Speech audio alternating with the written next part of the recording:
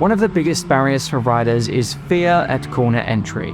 The fear of going in too fast, running wide or losing grip, and crashing. And this can be crippling to your progress while sapping any enjoyment you hope to get from your riding.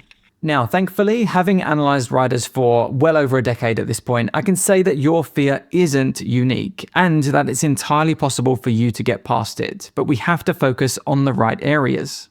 So in this video, we're going to discuss the main issues that cause this fear and how you can fix them so that you can ride to the level you want to. Whether that's reaching higher speeds on the track or on the road, just being able to ride around corners at a confident but legal speed while being entirely in the moment and enjoying your ride.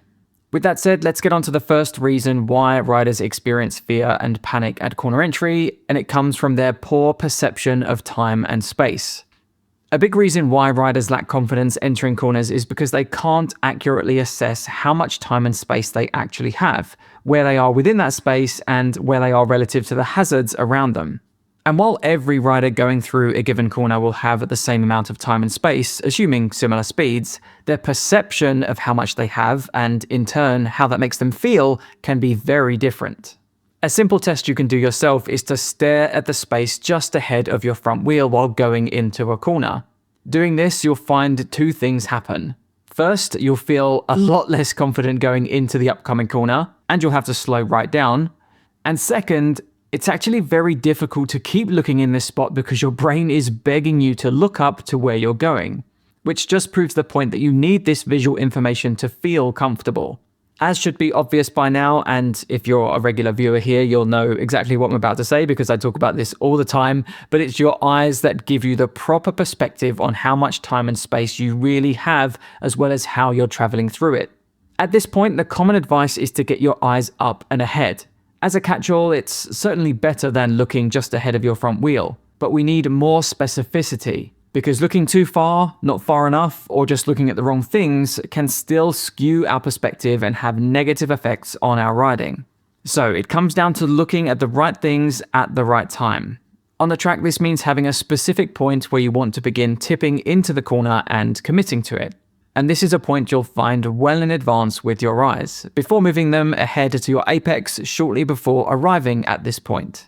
This is a very good visual framework to put in place on track, particularly for beginners, because it just ensures that they're practicing a proper visual timing while also using the available space more effectively. However, one mistake to avoid is focusing too much on these points.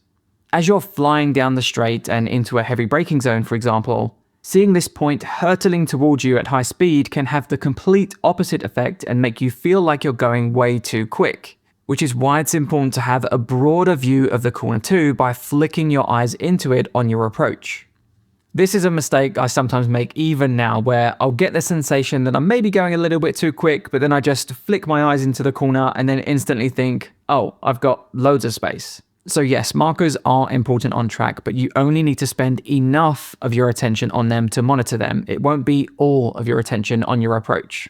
As you get more experience on the track and with the specific tracks you're riding, you may rely on these specific entry points a little less, but they're still going to be important in many corners where precision is important. Now, on the road, while some might say to use these same types of markers, I think it's pretty unrealistic for most road riders, and as the speeds are more sedate, the visual approach can be more fluid. This means you still want to get your eyes up and ahead to corner entry and roughly where you want to enter the corner, but that position may change slightly on your approach. And as you do approach that point, you'll get your eyes into the corner so that you can plot how you're going to move through it, using your peripheral vision to track your position to the outside of the turn. Getting your eyes up and ahead to the correct spots and the space you want to move through will be one of the biggest light bulb moments for you as a rider if you're not doing it correctly already. And really, this is going to be a big factor in all of the issues we talk about from here. The next being poor entry speed control. Your visual skill helps you make decisions, but if you can't properly use the controls, you're still going to have a hard time getting the results you want at corner entry, and the main control that holds riders back in this respect is the brakes. Setting speed is the fundamental purpose of the brakes, and there's a couple of mistakes that just make speed setting more difficult. The first is riders who start braking very lightly, far away from the corner, only to coast up to it with little to no brakes applied once they get there.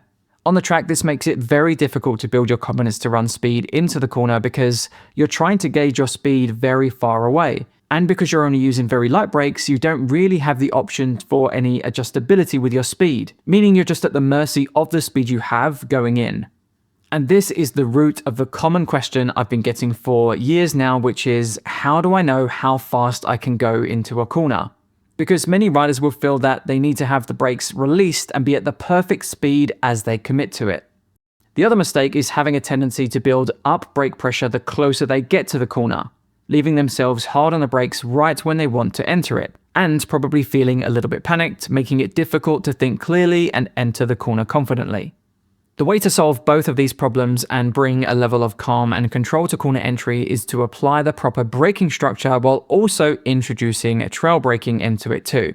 This means building up to your hardest braking pressure earlier in the braking zone, tapering the brakes off smoothly as you approach the corner, and then moving your brake release point deeper into it. The first part of this is going to be more severe on the track for obvious reasons, but on the road, your braking effort will still follow a similar structure, albeit at much lower brake pressures. What this does first is give you what I like to call a surplus of speed, meaning that if you choose to, you can roll more speed into the upcoming corner by releasing the lever a little quicker. And second, because you have the brakes applied as you commit to the corner, even if only a little, you bring a control and adjustability to your speed rather than just releasing the brakes and hoping you're not going too fast as you commit to the corner. Once upon a time, I used to think that trail braking was just for high-level track riders, but it's a skill that every rider should practice because of the confidence you get from having greater control of your speed. But if your line going into those corners isn't right, you're going to have a tough time silencing those fears of running out of space and heading off the road, bringing us to our next issue, poor line selection. Again, vision plays a big part here.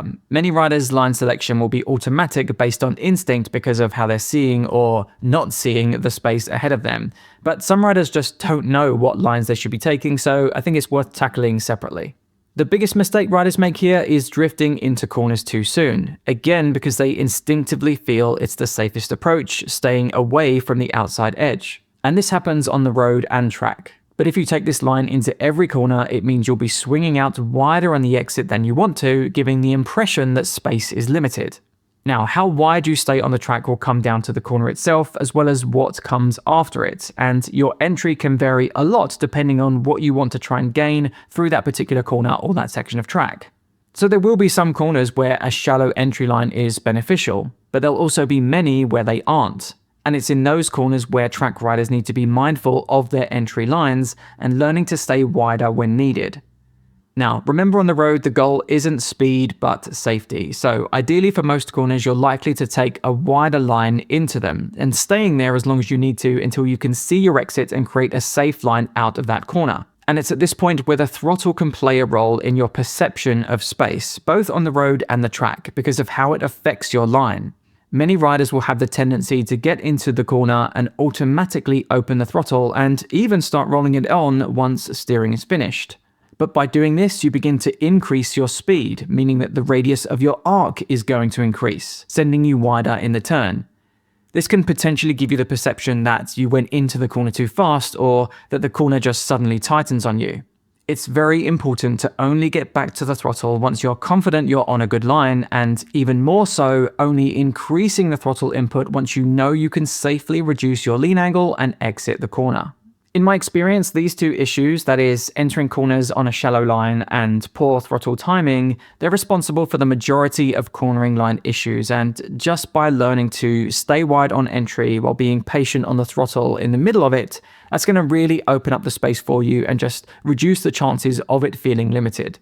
But there's one final issue that will underpin all of this and limit how confident you can really feel, and that's a narrow ability zone. If you lack the level of control to confidently use the potential of your bike when needed, you're more likely to end up in bad situations when your skills are called upon. By raising the level of your fundamental skill, you can obviously ride to a higher level, which on the track means going faster, and on the road just means feeling less anxious. And this is why I talk about track riding being amazing for road riders, even if you don't have any desire to set lap records. Just by being in that environment and learning to raise your level of fundamental skill, as well as how much you can use of what the bike has on offer, it just benefits your road riding massively. Not so you can go faster, but just to create a wider comfort level for your rides, knowing that you can use the bike to those higher levels if needed. Now, you don't have to go and ride on the track at 150 mile an hour to actually get this, but I'd encourage you to find any schools or clinics in your local area that teach you a higher level of application, as well as providing a safe space for you to practice it, because this can do wonders.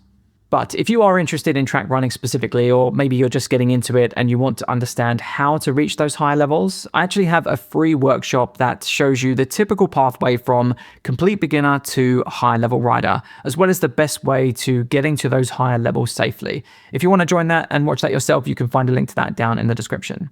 Now, earlier on, I talked about the importance of throttle control and throttle timing and how this creates problems, sometimes big ones. And I feel so strongly about this that I made a whole video on it and the biggest throttle control mistake that riders make. I highly recommend you check that one out, which you can watch by clicking this video here. But outside of that, thank you so much for joining me for this one, and I will see you in the next one. Take care.